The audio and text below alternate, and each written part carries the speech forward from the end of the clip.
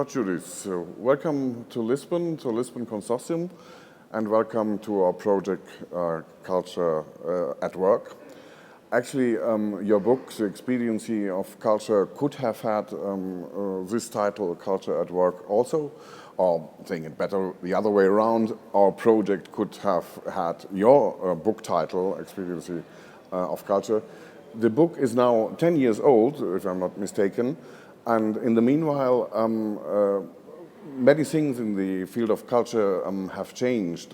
For instance, that culture has come into policies everywhere, and town halls and enterprises, and everybody is now very much sticking to culture as a recourse. And did this change the perception that you have on the field of culture now, 10 years after what you wrote then? What I have had some changes. I think that the principle of the culture as resource and the use of that in policy is totally widespread for the way that I defined it, both for economic reasons and for social, political reasons. But what I have found throughout all this time is that policy and policy making often doesn't succeed. In fact, I find more instances of unsatisfactory policy making in the results. And that is something that I would focus more on. And what I also focus more on since the book is more self-organization in the context of failing policy. So that's one major difference. Yeah, more bottom-up than Yes. top-down. Yes. The bottom-up experiences that I looked at in 2003 tended to satisfy the requirements of financing institutions to, and what I'm looking at now is how do a lot of experiences find self-generated resources outside of, not all of them, but some of them outside of the financing institutions. That's probably something not typical of Europe, since it has so many financing institutions, but at least in the area that I work in, Latin America, there are many experiences that work outside of the range of financing institutions. Yeah, and in Europe you have more stakeholders in actually like town halls and even central administration taking care of cultural policies, and that makes. Does it make a different kind of experience when there is, let's say, the state behind offering these policies, or when it is actually coming up by the people and their interest in those experiences? I wonder. I'm not sure. I think it depends on the context, whether there's full inclusion in a town council, in a participatory, democratic design and implementation of policy. But even when the state is financing policy, it's making selections of what's going to be financed. And so, in a sense, state financing is not that different, I would say, even from corporate financing, because there's a selection of what's going to be financed. Yeah. When you wrote the book in 2002 or 3, when it was published in 2003, then there was very much behind the book the experience of the crisis of 10/11 that influenced part of at least the introduction. And now we are 12 years behind this experience, and we are living a different kind of crisis, at least in Europe and in Portugal, concerning austerity and these conditions of a new social situation of poverty. Do you think that that what you termed as the expediency of culture is a way out of the crisis that is now taking place? Can it be a good let's say, way to find solutions within austerity, or is austerity actually turning impossible cultural work in the moment? Well, my experience with some Latin American experiences would show that within austerity, there's a lot of invention that doesn't always happen in a situation where there's wealth.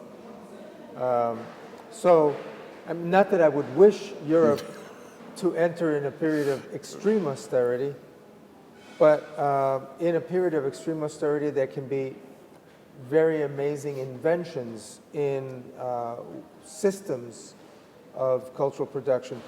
To give you an example, I mean, not so much about terrible financial austerity, but there's experiences, for example, in Peru or parts of Brazil in poor areas where in the music area,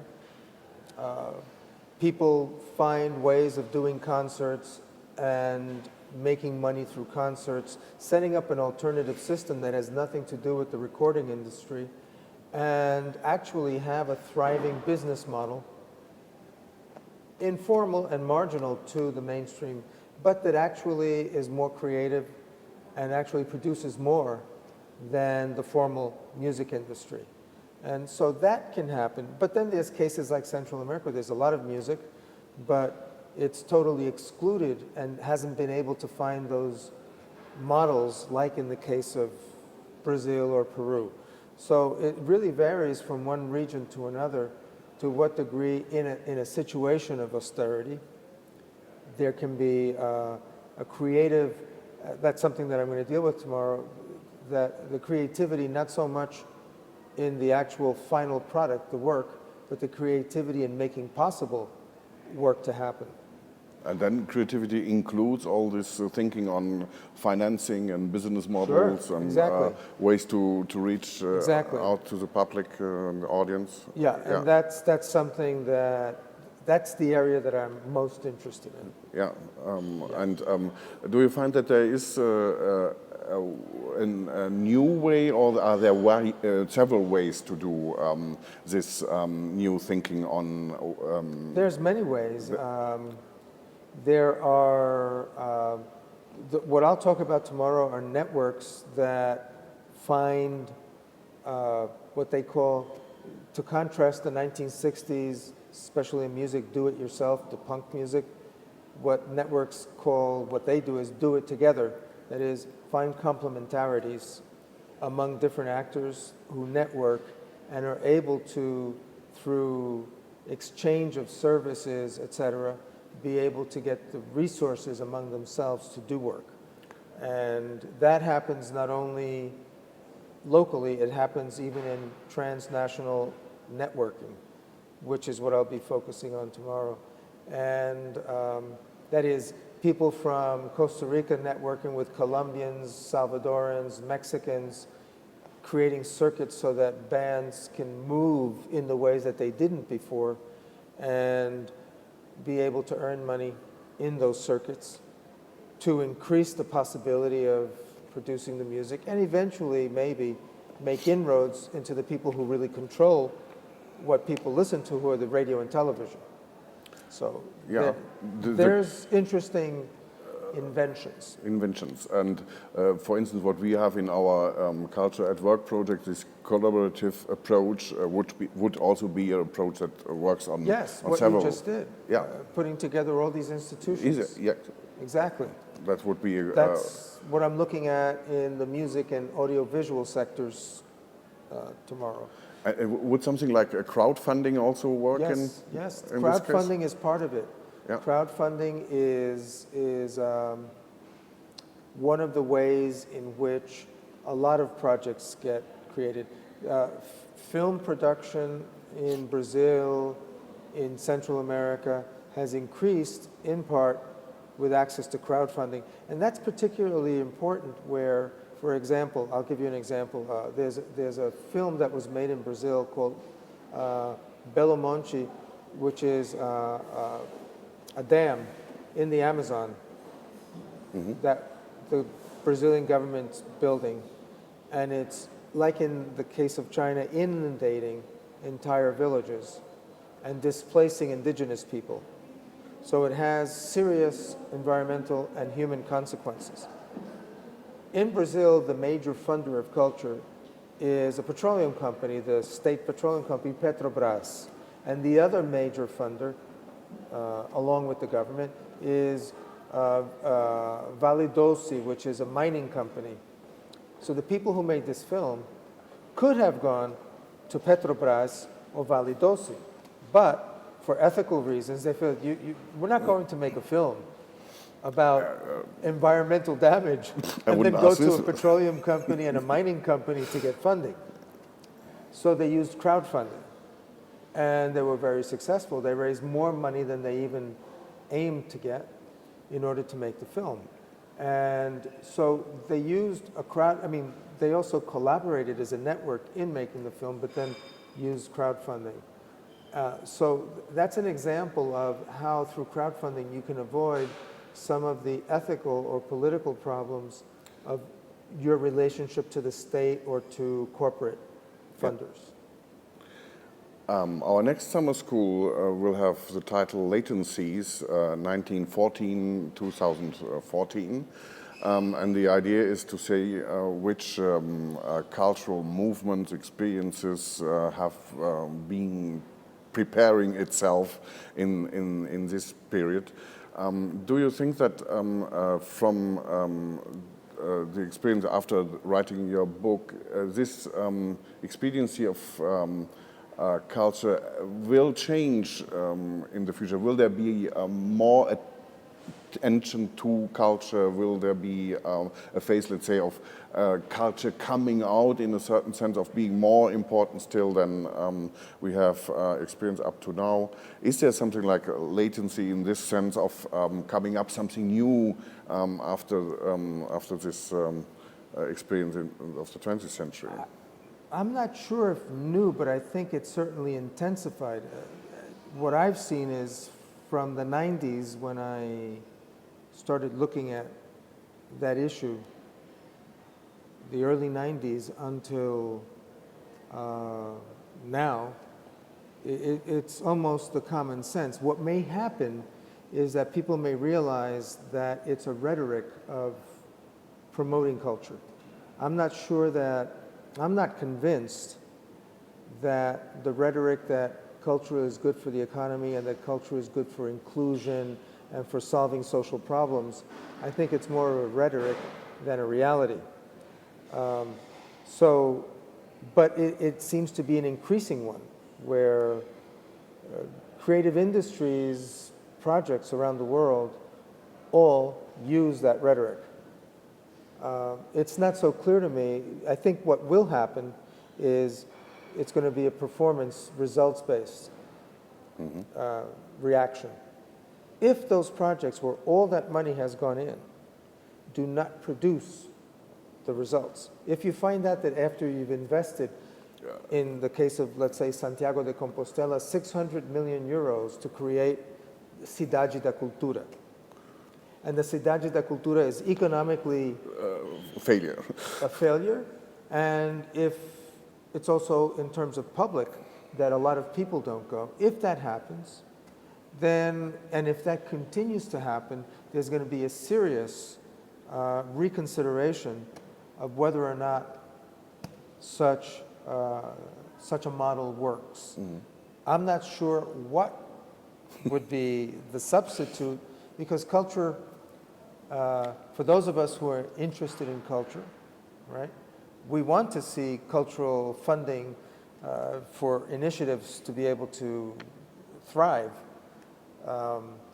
And at least when I first studied the question of expediency, what I saw is that the privatization in the United States, privatization of culture, some people say, well, that's going to be the end of culture. I said, well, no, you know, holding culture to economic imperatives and to say that it's going to solve social problems, all of this stuff is going to fund it more, and it's going to be more possible.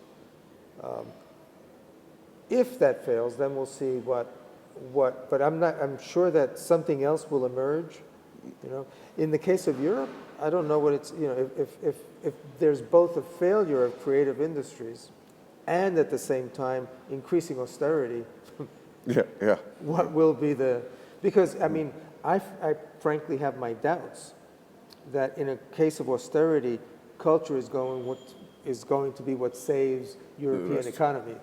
Definitely not.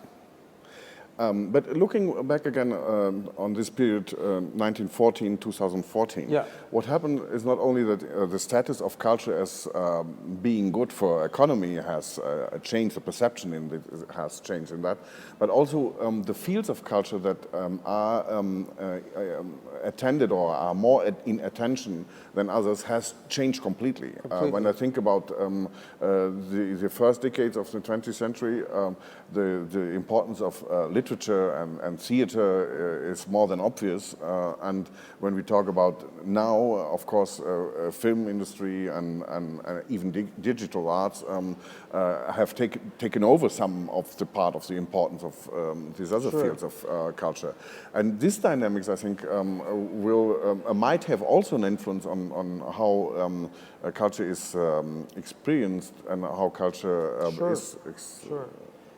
Well, for me, the area of culture that is increasing the most is the one that has to do with mobile telephones, smartphones, because when you look at youth, I mean, probably not only in the United States, even in Latin America, the same thing.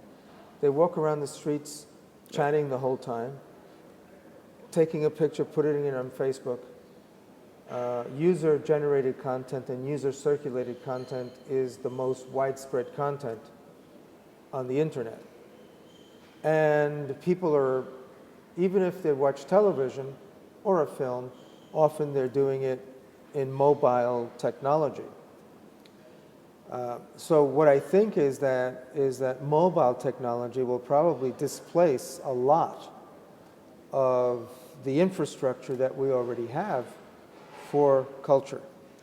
And the future of that is going to be a battle with large telecommunications companies or companies that have already integrated vertically and horizontally television, internet, and telephone. That is really where at least technologically, the determinations are being made, and where in terms of policy, where policy really is important, where there has to be a very enlightened policy about what the future is going to be like in terms of regulating those integrations, the convergences. And so that's where I see it's already a struggle, although largely governments have allowed the converged industries to have their way, especially telephone companies, telecommunications companies. That's where I think there needs to be the greatest pressure to think how to design systems that are going to allow not only people to access content, but to be able to do so in ways that are not affected, let's say, by advertising and other forms that as they are now. I mean, now, it used to be that you used to go to a YouTube video and just watch it. Now you have to watch 15 seconds of a commercial, so on and so forth. Yeah, and with this media change, other players come into the culture, and they will change the way we experience culture also, and that is very much coming in the future. Sure. Thank you very much for sharing your ideas with us and for being here in Lisbon with us. Thank you.